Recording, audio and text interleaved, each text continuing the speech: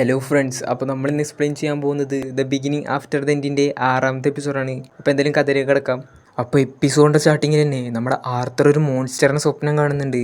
അതിനുശേഷം അവൻ കണ്ണുറക്കുമ്പോൾ മുമ്പിൽ ടെസ്സിയെ നിൽക്കുന്നതായിട്ട് കാണിക്കുന്നുണ്ട്. എന്നിട്ട് അവൾ ആർത്തറിനോട് ഗുഡ് മോർണിംഗ് എന്നൊക്കെ പറയുന്നുണ്ട്. അപ്പോൾ നമ്മുടെ ആർത്തർ പറയുന്നുണ്ട്, എനിക്ക് കുറച്ച് സമയം തരൂ എൻ്റെ സ്വപ്നത്തിലെ മോൺസ്റ്റർ. നീ എന്നെയാണോ മോൺസ്റ്റർ എന്ന് വിളിച്ചത്? മതി, ഇനി എണീക്ക്, മുത്തശ്ശൻ നിന്നെ വെയിറ്റ് ചെയ്യുന്നുണ്ട് എന്ന് നമ്മുടെ ടെസ്സിയ പറയുന്നുണ്ട്. എന്നിട്ട് അവൾ ആർത്തറിനോട് ചോദിക്കുന്നുണ്ട്, ആർത്തർ നീ ഇവിടെ താമസിക്കാൻ പോകുന്നത് ഞാൻ കേട്ടു, അത് ശരിയാണോ? അപ്പോൾ ആർത്തർ പറയുന്നുണ്ട്, അതെനിക്ക് ഉറപ്പില്ല.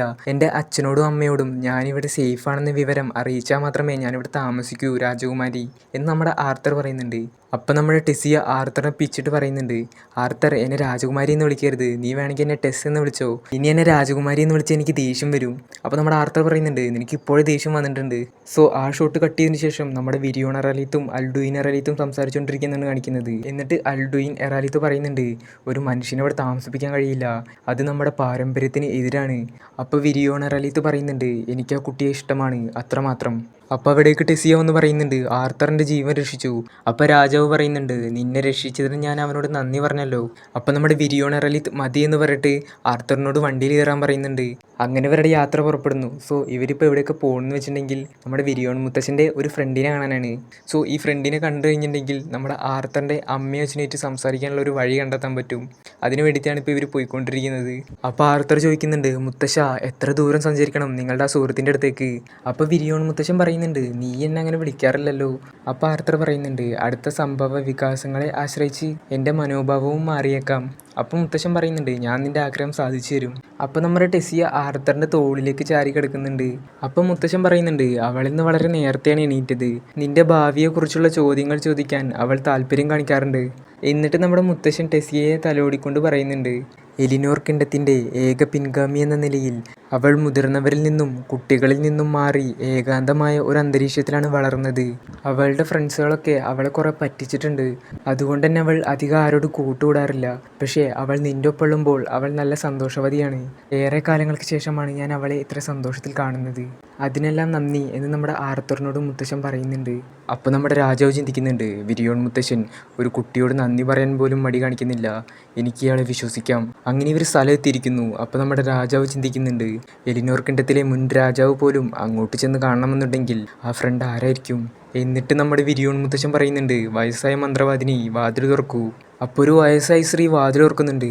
അപ്പോൾ മുത്തശ്ശൻ പറയുന്നുണ്ട്, ഇതാണ് എൻ്റെ പഴയ സുഹൃത്ത് റിനിയ ഡെർക്കാസൻ, ഇവരൊരു സ്പെഷ്യൽ മേജാണ്.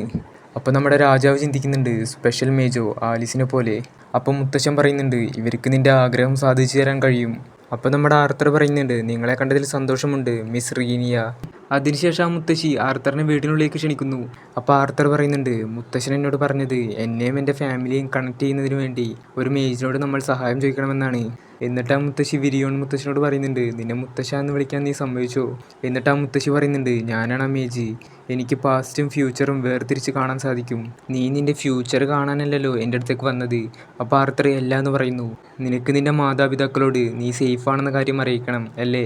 അപ്പോൾ ആർത്തർ അതേന്ന് പറയുന്നു. സോ എന്നിട്ട് ആ മുത്തശ്ശി ആ മേശയുടെ മുകളിലുള്ള വെള്ളം നിറച്ച പാത്രത്തിലേക്ക് നോക്കാൻ പറയുന്നു. എന്നിട്ട് അവനോട് അവൻ്റെ മാതാപിതാക്കളെക്കുറിച്ച് വ്യക്തമായും വിശദമായും മനസ്സിൽ ചിന്തിക്കാൻ പറയുന്നുണ്ട്. എന്നിട്ട് അവരെ കാണുകയാണെങ്കിൽ നീ അവരോട് സംസാരിക്കണം. അങ്ങനെ ആർത്തർ അവൻ്റെ മാതാപിതാക്കളെ പറ്റി മനസ്സിൽ ചിന്തിക്കുന്നുണ്ട്. സോ അതിനുശേഷം ഇപ്പോൾ പ്രസൻറ്റിലുള്ള അവൻ്റെ മാതാപിതാക്കളെ കാണിക്കുന്നു. ആലിസ് റെയ്നോൾഡിന് അവന് ഇഷ്ടപ്പെട്ട ഫുഡ് ഉണ്ടാക്കി കൊടുക്കുകയാണ്.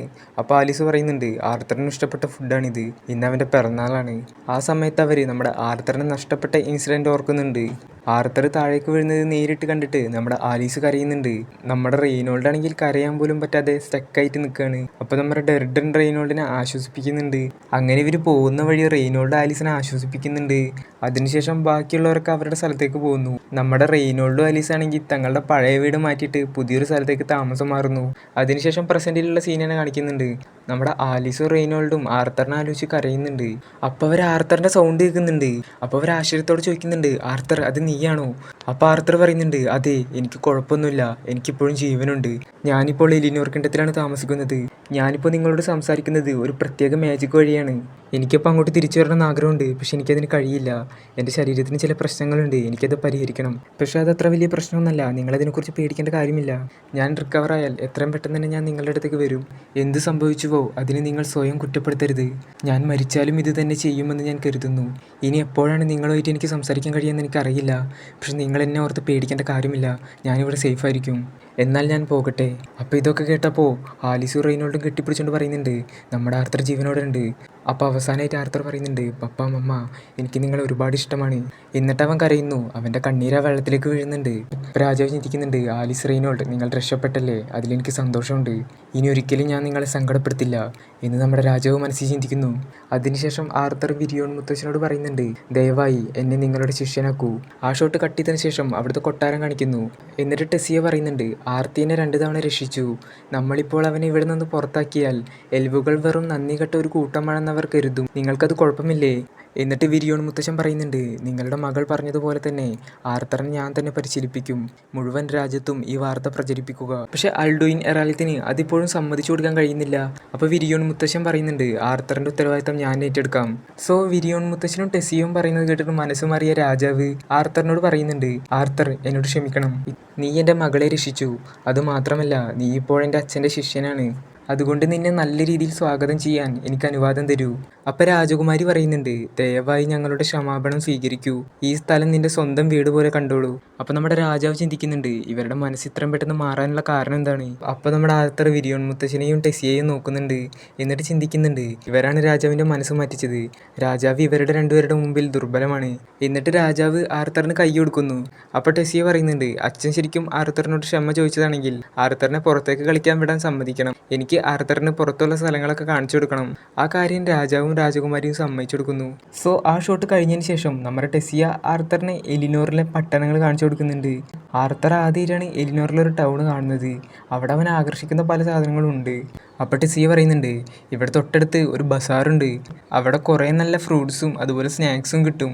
അവിടുത്തെ സാധനങ്ങളെല്ലാം വിൽക്കുന്നതിന് മുമ്പ് നമുക്ക് അവിടെ എത്തണം എന്ന് പറഞ്ഞിട്ട് ടെസിയ ആർത്തറുടെ കൈ പിടിച്ച് ഓടുന്നുണ്ട്. അങ്ങനെ ആർത്തർ ഓടിക്കൊണ്ടിരിക്കുമ്പോൾ ഏകദേശം അവൻ്റെ പ്രായത്തിലുള്ള ഒരു കുട്ടറമേത്ത് അവൻ തട്ടുന്നുണ്ട്. അപ്പോൾ ആർത്തർ സോറി പറയുന്നുണ്ട്. അപ്പോൾ ആ കുട്ടി പറയുന്നുണ്ട്, എത്ര വെറുപ്പുളവാകുന്ന കാര്യമാണ്, നിങ്ങളെന്നെ തൊട്ടു, നിങ്ങളുടെ ശരീരത്തിലുള്ള മനുഷ്യരോഗാണുക്കൾ എൻ്റെ ദേഹത്തായിട്ടുണ്ടാകും. എൽഡർ വിരിയോൺ നിങ്ങളെ ഇഷ്ടപ്പെടുന്നു എന്നതുകൊണ്ട് നിങ്ങളിപ്പോഴും ഇവിടെ ഉൾപ്പെടുന്നില്ല. അപ്പോൾ അവൻ്റെ പിന്നിലുള്ള കുട്ടികളെല്ലാം പറയുന്നുണ്ട്, അവൻ പറഞ്ഞ് ശരിയാണ്, നീ നിൻ്റെ വീട്ടിലേക്ക് തന്നെ തിരിച്ചു പോകണം. അപ്പോൾ അതിലൊരു കുട്ടി നമ്മുടെ ആർത്തറിനെ മങ്കി എന്നൊക്കെ വിളിക്കുന്നുണ്ട്. അപ്പോൾ ടെസി ആർത്തറിനോട് പറയുന്നുണ്ട്, അവരെ നീ മൈൻഡ് ചെയ്യേണ്ട കാര്യമില്ല. അപ്പോൾ ആർത്തർ ചിന്തിക്കുന്നുണ്ട്, എന്നിലെ വികൃതിവശം ഉണർന്നിരിക്കുന്നതായി തോന്നുന്നു. ടെസിയയുടെ സാന്നിധ്യമായിരിക്കാം അതിന് കാരണം. അപ്പോൾ ആ കുട്ടി പറയുന്നുണ്ട്, രാജകുമാരി നിങ്ങളുടെ ദയാലുത്വത്തെ ഞാൻ അഭിനന്ദിക്കുന്നു. പക്ഷെ ഒരു മനുഷ്യനോടൊപ്പം നടക്കുന്നത് നിങ്ങളുടെ പ്രശസ്തിയെ തകർക്കും. ഞാൻ ഫെയറിത്ത് ഇവ്സാർ, നിങ്ങളെ അകമ്പടി സേവിക്കാൻ എന്നെ അനുവദിക്കൂ. അപ്പോൾ ടെസിയ വേണ്ടാന്ന് പറയുന്നു. അപ്പോൾ ആർത്തർ പറയുന്നുണ്ട്, നിങ്ങൾ ഫെറിത്താണോ? ഫെറിത്ത് ഐവിസോർ. അപ്പോൾ ആ കുട്ടി പറയുന്നുണ്ട്, നീ എന്താണ് എന്നെ വിളിച്ചത്? എൻ്റെ പേര് ഇവിസാർ എന്നാണ്, വിവരമില്ലാത്ത മണ്ട. അപ്പോൾ ആർത്തർ പറയുന്നുണ്ട്, ഞാൻ ശരിക്കും മണ്ടനാണ്, എനിക്ക് വിശ്വസിക്കാൻ കഴിയുന്നില്ല, നിങ്ങളെപ്പോലെ ഒരു പ്രതിഭയെ ഞാൻ ഇതിനു മുമ്പ് കണ്ടിട്ടില്ല. ഈ എളിയ മനുഷ്യൻ അടുത്ത തവണ നിങ്ങളോട് ശരിയായ രീതിയിൽ ആദരവ് പ്രകടിപ്പിക്കാം. ഇപ്പോൾ ഞാൻ പോവട്ടെ എന്ന് പറഞ്ഞിട്ട് ആർത്തർ പോകുന്നുണ്ട്.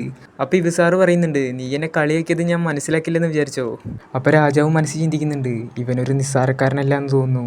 അപ്പോൾ ഫെയറിത്ത് പറയുന്നുണ്ട്, ഇവസാർ കുടുംബത്തിൻ്റെ അഭിമാനം മുൻനിർത്തിക്കൊണ്ട് നിന്നെ ഞാനൊരു ഫൈറ്റിന് വെല്ലുവിളിക്കുന്നു. അപ്പോൾ ടെസിയ പറയുന്നുണ്ട്, എൽഡർ വിരിയോണിൻ്റെ ശിഷ്യനെ നീ ഒരു ഫൈറ്റിന് വിളിക്കുന്നു? നീ എന്താണ് ചിന്തിക്കുന്നത്? നീ ഒരു പ്രഭുവാണെങ്കിൽ പോലും നിൻ്റെ സ്ഥാനം നീ അറിയണം ഫെയറിത്ത്. അപ്പോൾ ഫെയറിത്ത് പറയുന്നുണ്ട്, എല്ലാ ബഹുമാനത്തോടെയും രാജകുമാരി, എൻ്റെ അച്ഛൻ എന്നോട് പറഞ്ഞിട്ടുണ്ട് ഒരാളുടെ അഭിമാനത്തെ കളങ്കപ്പെടുത്താൻ ആരെയും അനുവദിക്കരുതെന്ന്. എന്നിട്ട് ഫെയറിത്ത് പറയുന്നുണ്ട്, നിൻ്റെ ഈ മൗനം ഞാൻ സമ്മതമായി കരുതുന്നു. രാജകുമാരി ടെസിയ ഞങ്ങളുടെ ജഡ്ജാവണം. അപ്പോൾ ടെസിയ ആർത്തറിനോട് ചോദിക്കുന്നുണ്ട്, നിനക്കിതിന് സമ്മതമാണോ? അപ്പോൾ ആർത്തർ അതേന്ന് പറയുന്നുണ്ട്. അങ്ങനെ ഇവർ രണ്ടുപേരും തമ്മിലുള്ള ഫൈറ്റ് തുടങ്ങിയിരിക്കുന്നു. ഫെയറിത്ത് നമ്മുടെ ആർത്തറിനെ അറ്റാക്ക് ചെയ്യാൻ ഓടി വരുന്നുണ്ട്. നമ്മുടെ ആർത്തറാണെങ്കിൽ അവിടെ കൂളായി നിന്നിട്ട് ഒരു പഞ്ച് കൊടുക്കുന്നുണ്ട്. ആ പഞ്ചിൻ്റെ പവർ കൊണ്ട് തന്നെ ഫെയറിത്ത് ബോധം കെട്ടി നിലത്ത് വീഴുന്നുണ്ട്. അപ്പോൾ നമ്മുടെ ആർത്തർ പറയുന്നുണ്ട്, ഈ ഫൈറ്റ് ഇത്ര പെട്ടെന്ന് കഴിഞ്ഞു. അപ്പോൾ ടെസിയ പറയുന്നുണ്ട്, കാര്യങ്ങളെല്ലാം ഇങ്ങനെ തന്നെ ആവുമെന്ന് എനിക്ക് അറിയാമായിരുന്നു, അതുകൊണ്ടാണ് ഞാൻ അവന് വാണിംഗ് നൽകിയത്. അതെന്തെങ്കിലും ആവട്ടെ, നമുക്ക് പോവാന്ന് പറഞ്ഞിട്ട് ടെസിയ ആർത്തറിൻ്റെ കൈ പിടിച്ചുകൊണ്ട് ഓടുന്നു. കൈ പിടിച്ചുകൊണ്ട് ഓടുമ്പോൾ നമ്മുടെ രാജാവ് ചിന്തിക്കുന്നുണ്ട്, ഞാൻ രാജകുമാരിയുടെ സൗന്ദര്യത്തിൽ കൂടുതൽ ആകർഷകനാവുന്നുണ്ട്. അതിനുശേഷം അവർ അവിടുത്തെ ടൗണിൽ നിന്ന് ഫുഡുകൾ കഴിക്കുകയും പുസ്തകങ്ങൾ വായിക്കുകയും എല്ലാം ചെയ്യുന്നുണ്ട്. അതെല്ലാം കഴിഞ്ഞിട്ട് ഇവരൊരു സ്ഥലത്ത് നിൽക്കുന്നുണ്ട്. അപ്പോൾ ടെസിയ ആർത്തറിനോട് ചോദിക്കുന്നുണ്ട്, നിൻ്റെ ട്രെയിനിങ് നാളെ ആരംഭിക്കുന്നത്? അപ്പോൾ ആർത്തർ പറയുന്നുണ്ട്, അതെ. അപ്പോൾ ടെസിയ പറയുന്നുണ്ട്, നീ അതിൽ കൂടുതൽ ശ്രദ്ധ കേന്ദ്രീകരിക്കണം. എന്നിട്ട് നമ്മുടെ ആർത്തർ അവനോട് വിരിയോൺ മുത്തശ്ശൻ പണ്ട് പറഞ്ഞൊരു കാര്യം അവൻ ഓർക്കുന്നുണ്ട്, ഞാൻ തുറന്നു പറയാം, എൻ്റെ പരിശീലനം വളരെ കഠിനമാണ്. ഒരു മൃഗത്തെ മെരുക്കുന്നയാൾക്ക് ലഭിക്കുന്ന പരിശീലനം തിളച്ച ടാറിൽ മുങ്ങുന്നതിന് തുല്യമാണത്. നീ നിന്റെ കുടുംബത്തിൻ്റെ പിന്തുണയില്ലാതെയാണ് ഈ രാജ്യത്ത് താമസിക്കുന്നത്. എല്ലാ ദിവസവും നിനക്ക് ജീവിക്കാൻ പോലും വളരെയധികം പരിശ്രമം ആവശ്യമാണ്. നിനക്കിതെല്ലാം സഹിക്കാൻ കഴിയുമെങ്കിൽ നിനക്ക് നല്ല റിസൾട്ട് ലഭിക്കും. ഞാൻ നിന്നോട് ഒരു വട്ടം കൂടി ചോദിക്കുകയാണ്, നീ ഇത് ചെയ്യാൻ തയ്യാറാണോ? അപ്പോൾ ആർത്തർ അതേന്ന് പറയുന്നുണ്ട്. അപ്പോൾ വിരിയോൺ മുത്തശ്ശൻ പറയുന്നുണ്ട്, എന്നാൽ നിന്റെ മാനാക്കോറിലുള്ള വേദന ഇന്ന് തൊട്ട് നീ മറന്നേക്ക്. അതിനുശേഷം ആർത്തർ ടെസ്സിയെ നോക്കി പറയുന്നുണ്ട്, എനിക്ക് കാത്തിരിക്കാൻ വയ്യ. ഞാൻ വരുന്ന വഴി ഒരുപാട് കാര്യങ്ങൾ പഠിച്ചു. എൻ്റെ മാതാപിതാക്കളും അതുപോലെ ഒരുപാട് ഫൈറ്റേഴ്സും എന്നെ പരിശീലിപ്പിച്ചു. ഇതിനെല്ലാം ഞാൻ ആവേശത്തിലാണ്. ഞാനായിരിക്കും ഇനിയുള്ള എൻ്റെ ഫ്യൂച്ചർ തീരുമാനിക്കാൻ പോകുന്നത്. അപ്പോൾ നമ്മുടെ ടെസ്സിയെ കൈ പൊക്കിക്കൊണ്ട് പറയുന്നുണ്ട്, ശരി, ഞാനും നന്നായി ഹാർഡ് വർക്ക് ചെയ്യാം. അപ്പോൾ ആർത്തർ ചോദിക്കുന്നുണ്ട്, നീ എന്തിനാണ് ഹാർഡ് വർക്ക് ചെയ്യുന്നത്? അപ്പോൾ ടെസ്സിയ പറയുന്നുണ്ട്, നിന്നോട് തോൽക്കാതിരിക്കാൻ ഞാൻ ഹാർഡ് വർക്ക് ചെയ്യാം. ആ ഷോട്ട് അവിടെ കട്ട് ചെയ്തതിന് ശേഷം നമ്മുടെ ആർത്തറിൻ്റെ ട്രെയിനിങ് ആരംഭിക്കുകയാണ്. അപ്പോൾ നമ്മുടെ ആർത്തർ ചിന്തിക്കുന്നുണ്ട്, ഈ വേൾഡിൽ സമയം വളരെ പെട്ടെന്ന് കടന്നു പോകുന്നുണ്ട്. ഞാൻ വളർന്നു ശക്തനായി, പക്ഷേ ഈ ഘട്ടത്തിലേക്കുള്ള വഴികൾ കഷ്ടപ്പാടുകൾ നിറഞ്ഞതായിരുന്നു. അതിനപ്പുറം ഇനി കടന്നു പോകാൻ കൂടുതൽ കഠിനമായ വഴികളാവും ഉണ്ടാവുക. പക്ഷെ എനിക്ക് എങ്ങനെയോ പറയാൻ കഴിയും, എൻ്റെ ഭാവി അത് പ്രതീക്ഷിക്കേണ്ട ഒന്നായിരിക്കും. സോ ആ സീൻ കട്ട് ചെയ്തതിന് ശേഷം 3 വർഷങ്ങൾക്ക് ശേഷമുള്ള ഒരു സീനാണ് കാണിക്കുന്നത്. നമ്മുടെ ആർത്തറും ടെസ്സിയെ ഇപ്പോൾ വലുതായിട്ടുണ്ട്.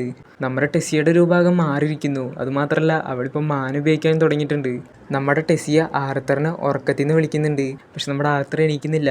അപ്പോൾ അവൾ അവളുടെ മാൻ ഉപയോഗിച്ചിട്ട് നമ്മുടെ ആർത്തറിനെ എണീപ്പിക്കുന്നു. അപ്പോൾ ആർത്തർ ചോദിക്കുന്നുണ്ട്, നീ എന്തിനാണ് മാൻ ഉപയോഗിച്ചത്? എന്നെ നല്ല രീതിയിൽ വിളിച്ചൂടെ? അപ്പോൾ ടെസ്സിയ പറയുന്നുണ്ട്, ഞാൻ ആദ്യം അങ്ങനെയാണ് വിളിച്ചത്, പക്ഷെ നീ എണീറ്റില്ല. സോ ഇവിടെ വെച്ചിട്ട് ഇതിൻ്റെ 6ാമത്തെ എപ്പിസോഡ് കഴിയാണ്. ഇനി 7ാമത്തെ എപ്പിസോഡിൽ കാണാം.